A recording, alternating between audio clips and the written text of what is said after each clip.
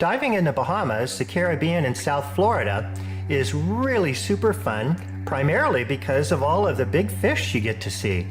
But along with these fish are all kinds of very interesting reef creatures, like this arrow crab and this box crab.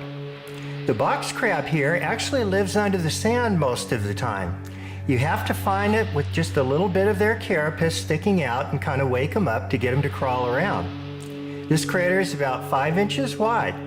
There's also lots of big hermit crabs in this part of the Atlantic Ocean. This small red-banded hermit crab lives in a snail shell. These hermit crabs can flip over the shell. They can also crawl in and out of the shell. This huge hermit crab is living in a big conch shell. Some of them live in these big trumpet shells and helmet shells. You can see how big the claws are here. This hermit crab got way bigger than the shell that it's living in, so it needs to get rid of that shell and find a bigger shell. They actually back into the shell backwards and hold on to the inside. There's big channel clinging crabs. This one's called a beautiful coral crab with pretty banded legs. A lot of the crabs in this part of the world really vary in color a lot, so sometimes it's a little hard to identify them. This is one of the channel clinging crabs that lives on the underside of piers, also out on the open reef, hanging out in caves. This crab's about 5 to 6 inches long and called a blue swimming crab. It's got little legs to swim with in the back. This is one of the big horseshoe crabs. This is about 1.5 foot long, very ancient creature that's been in the ocean for 400 million years. They're pretty rare right now, and they actually have blue blood, and the blood is used in the making of human vaccines. This one's called the big stone crab, and then here we have another type of swimming crab.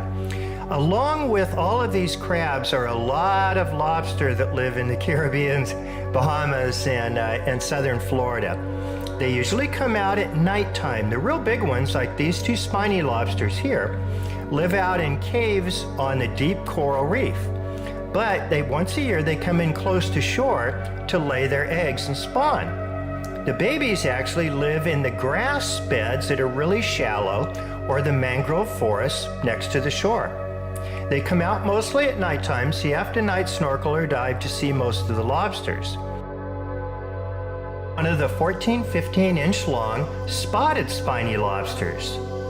These are the upside down jellyfish. They're the most unusual jellyfish to look at because their legs go up towards the top of the water column and they lay on their back on the seafloor.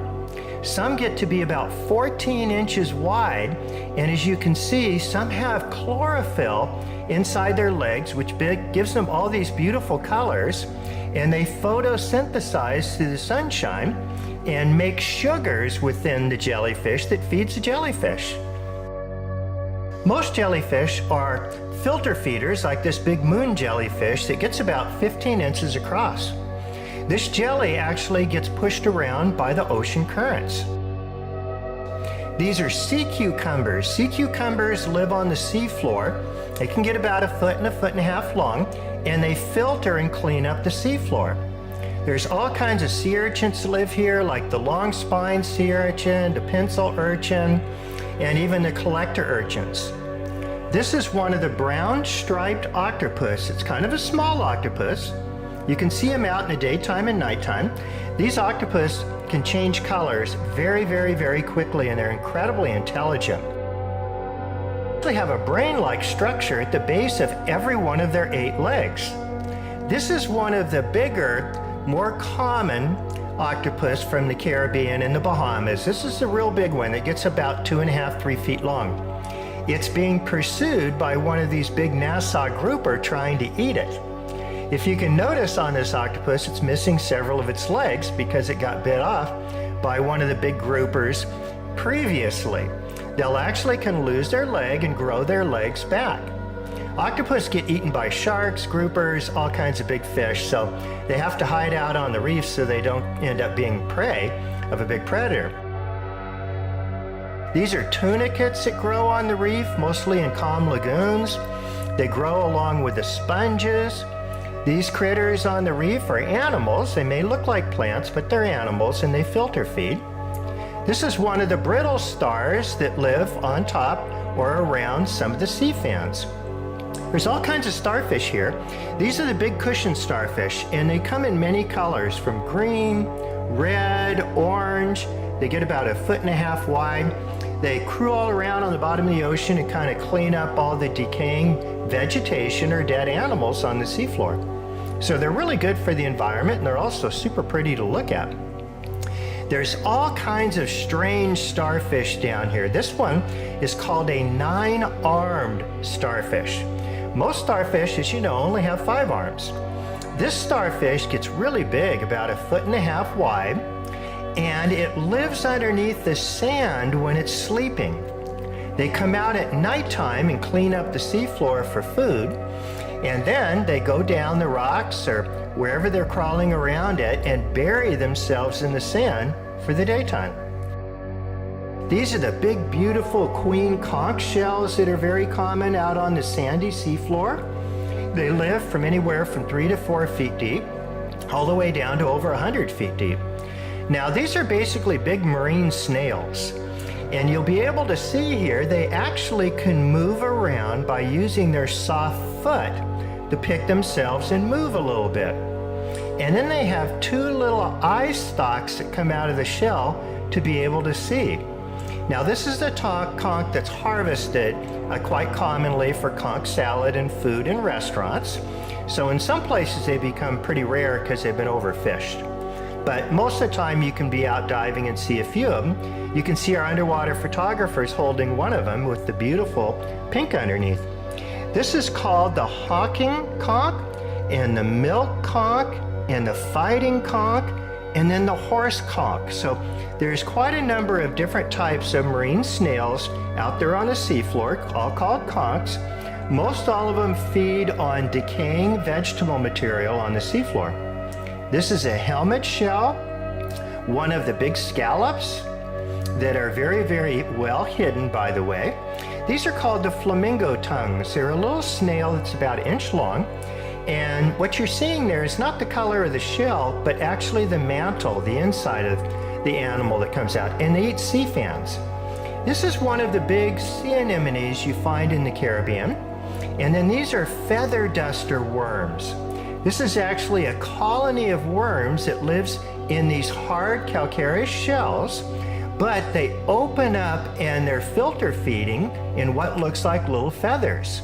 This is a giant feather duster worm, and they bore right into the hard corals, and then when they want to retract, they retract back into their hard shell. These are fireworms, nudibranchs. There's all kinds of cool critters out there on the reef here. And interesting enough are these little Christmas tree worms.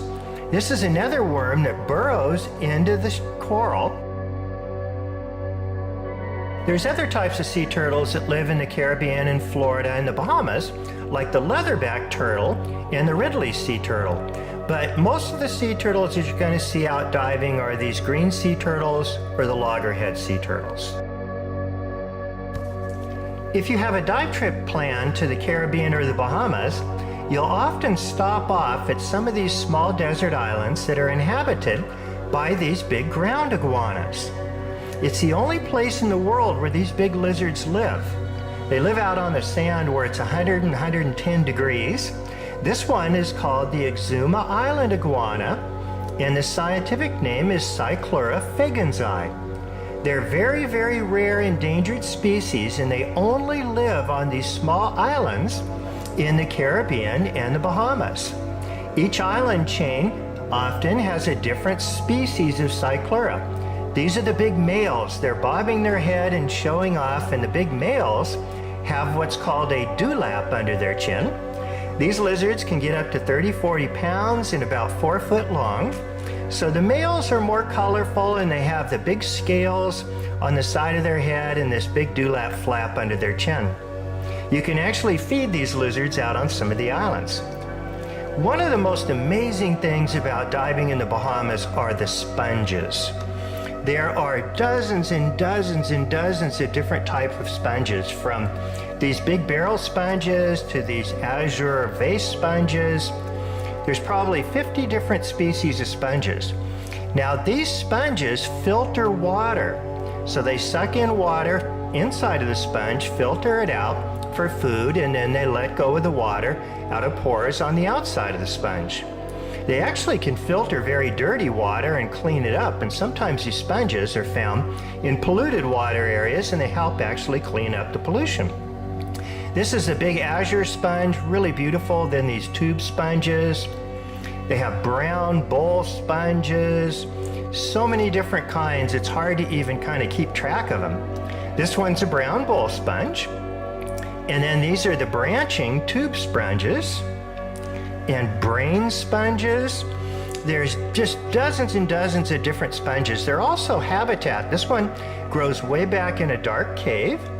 They're habitat for a lot of fish and marine life. These are the yellow tube sponges. These can get up to 2 to 3 foot long. There's all kinds of crabs and shrimp and little fish that hide out in these sponges. And by the way, these sponges are actually, a long time ago, like these big barrel sponges, were brought out of the ocean, cut up and dried, and that's the actual sponge that people use to clean their kitchen with. These are some of the branching sponges. Like I say, there's lots of different types of sponges, very, very, very colorful. Almost every single color of the rainbow. Sometimes it makes it a little hard to identify them because there are so many varieties. You can look into the kind of the mouth of this sponge to see its filtering device for filtering water. These are the yellow sponges. They're also called variable sponges. And then there's long skinny sponges that are called rope sponges. And there's a number of different types of rope sponges. And here you have some of the tunicates that grow. This is one that's growing out on the sand. It's a very, very unique sponge.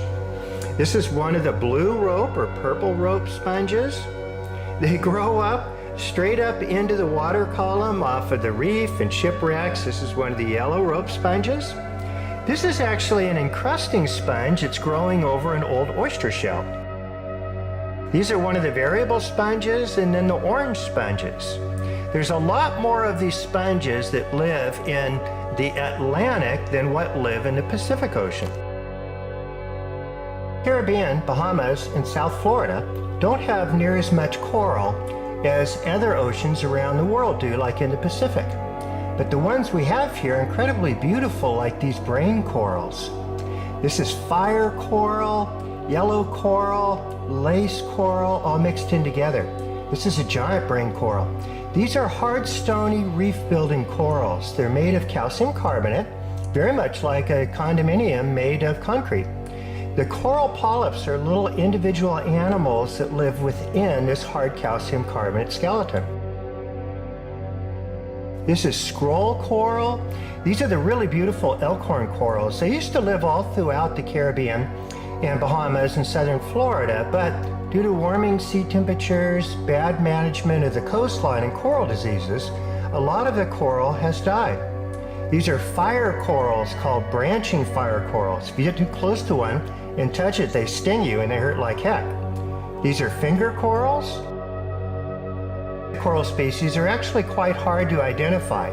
These look like pillar corals, but they change from island to island and reef to reef.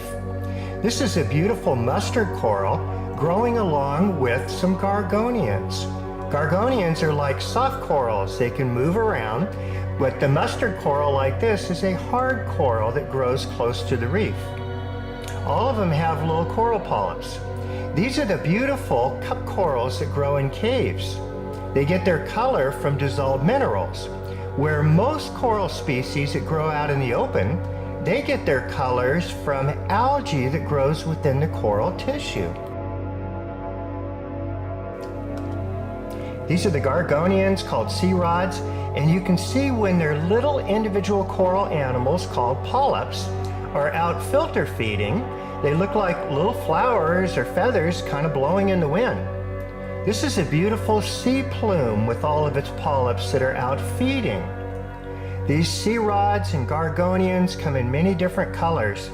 Once again, most of those colors are due to algae that grows within the coral tissue. This reef here is just covered with dozens of different species of gargonians. So here, especially in the Caribbean and the Bahamas, these gargonians, this one looks like a candelabra. These gargonians with these soft coral polyps that just kind of go back and forth with the current are competing against the hard crusting corals. At the same time, those corals are competing with algae growing on the reef. You can see this one has the polyps out and the other part has the polyps in, so they look different. These sea plumes are really beautiful. They just look like a feathery kind of fern in the forest that's blowing back and forth with the wind.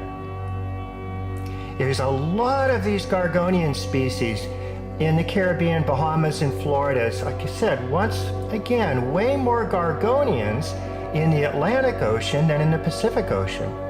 This is a type of gargonian growing with some beautiful sponges. Here you have 3 different types of gargonians all growing side by side. This beautiful sea fan here with the purple colors, that's due to the algae growing in the tissue. These are the sea rods. These get about 6-7 foot tall, and sometimes the reef's just covered with them. You can always tell what the current's doing by seeing which way these sea rods are pointing. I hope you enjoyed our tour through the beautiful coral and gargonian forest of the Caribbean, Bahamas, and southern Florida.